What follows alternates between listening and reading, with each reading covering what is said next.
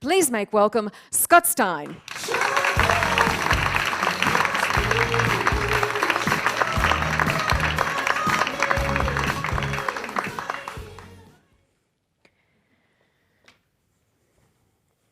So I'm kneeling down as nine-year-old son Luca puts ochre face paint.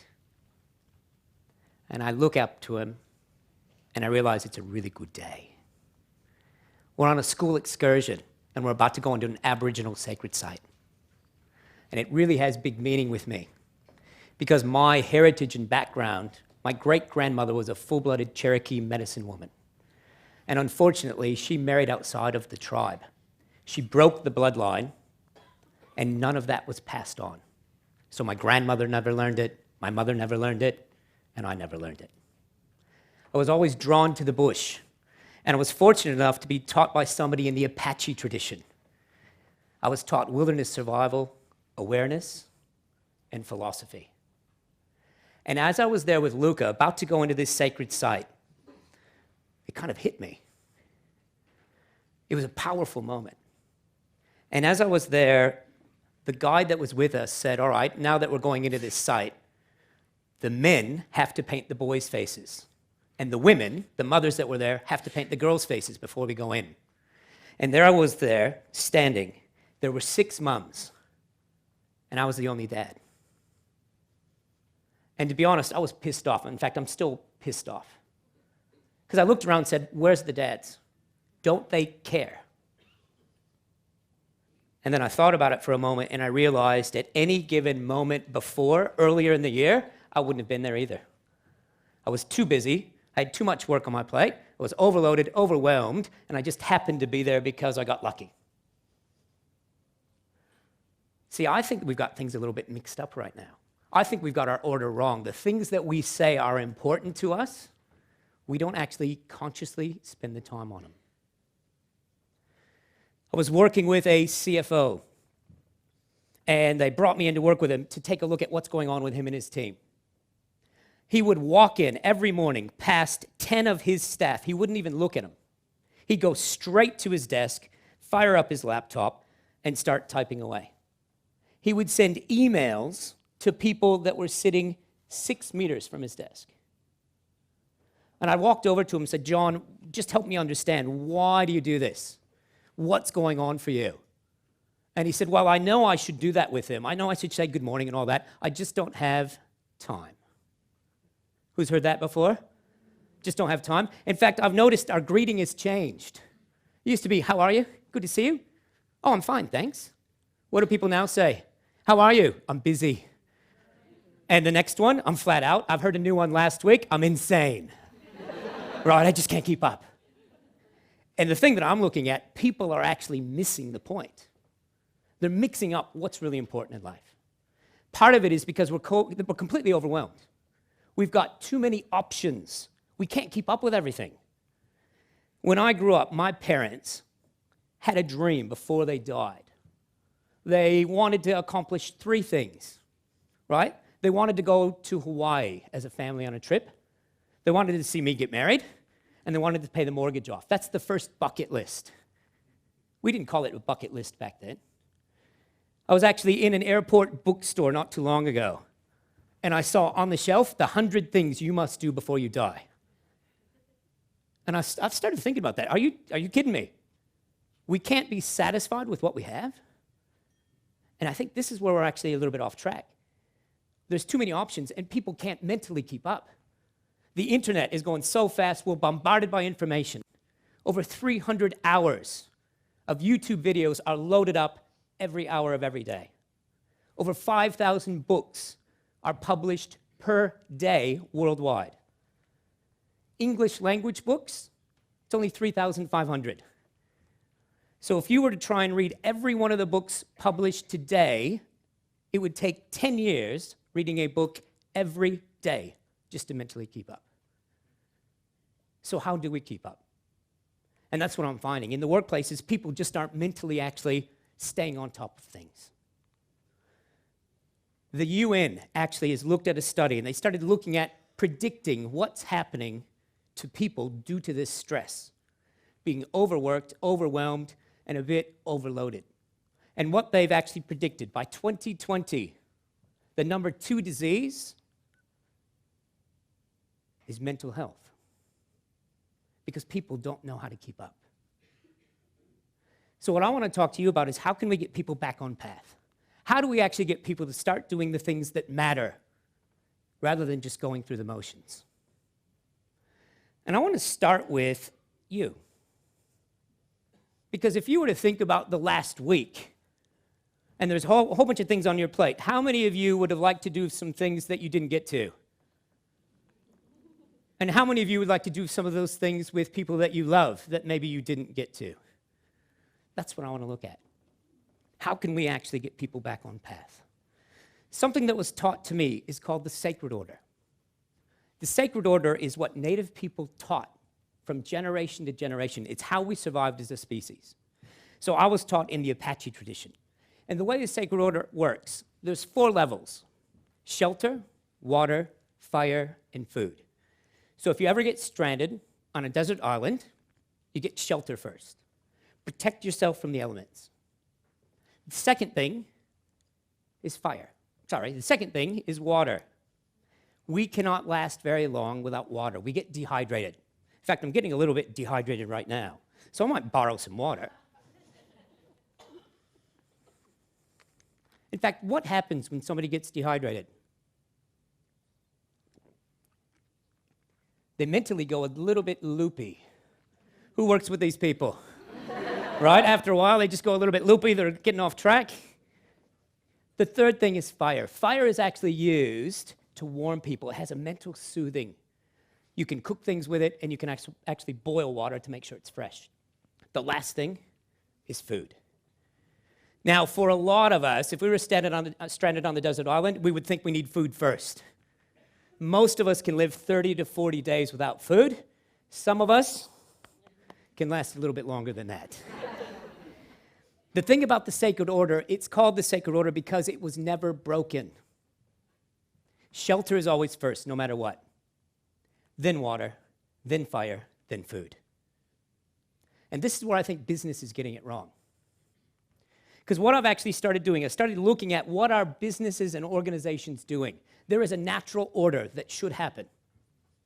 The first thing that business needs to do is they need to create cultures worth belonging to. They got to create an environment where people want to go to work.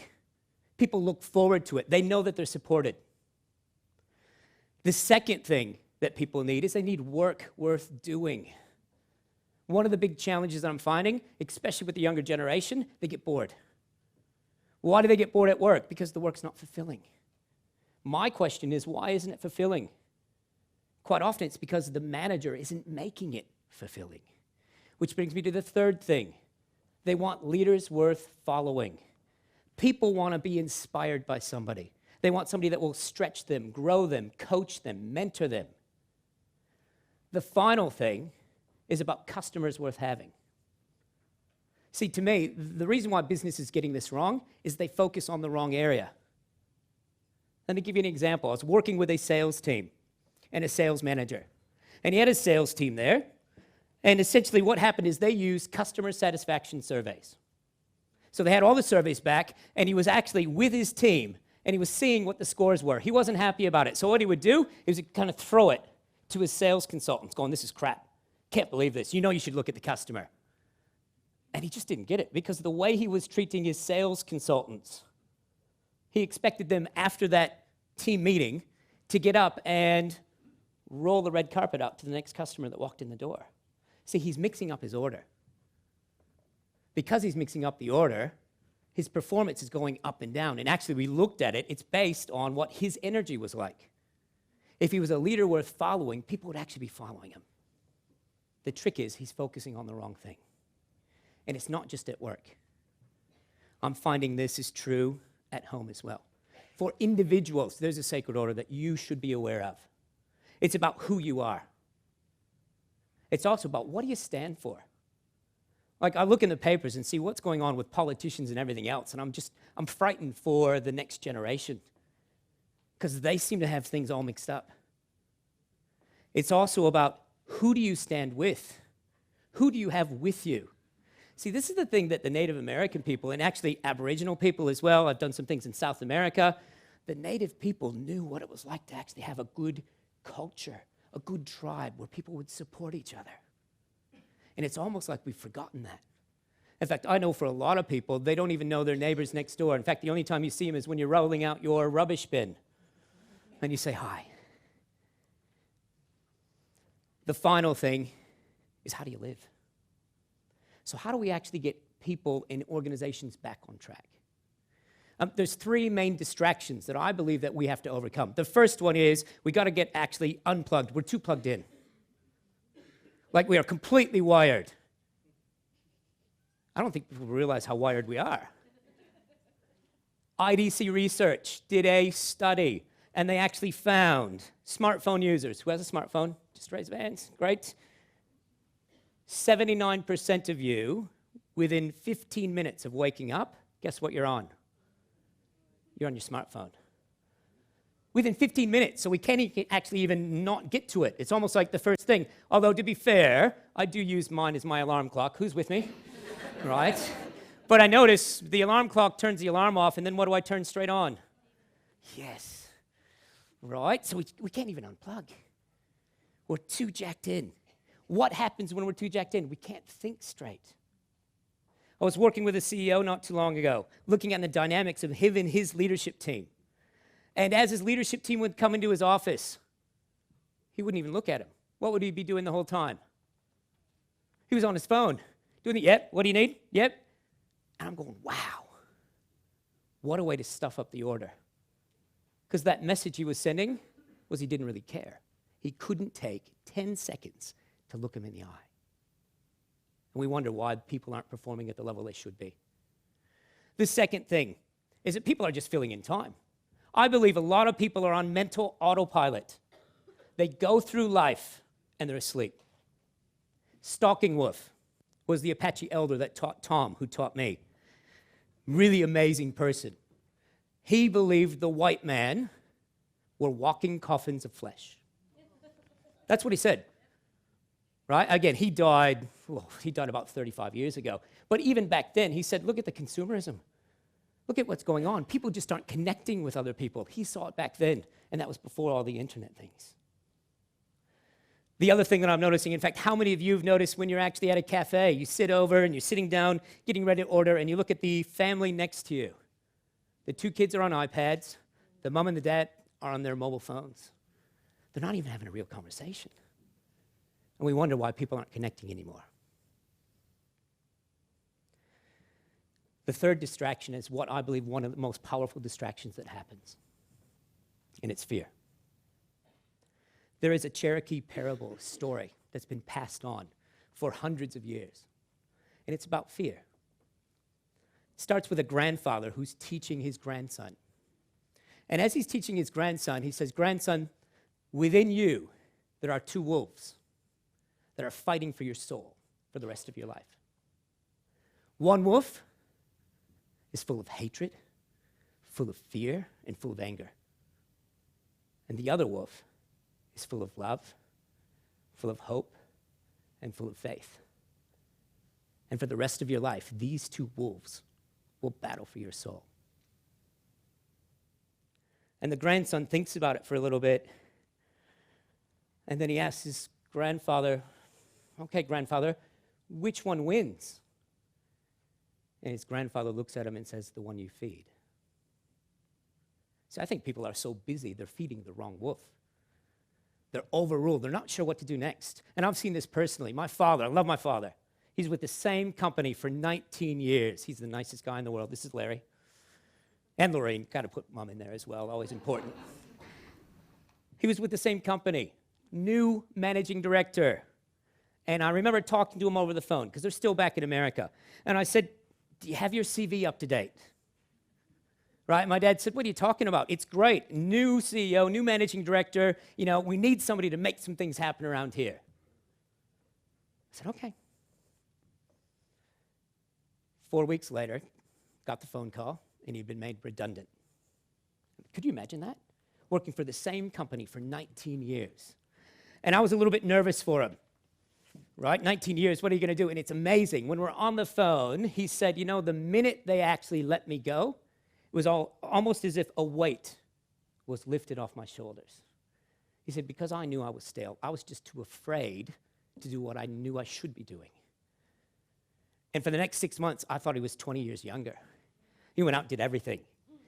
Fear stops people.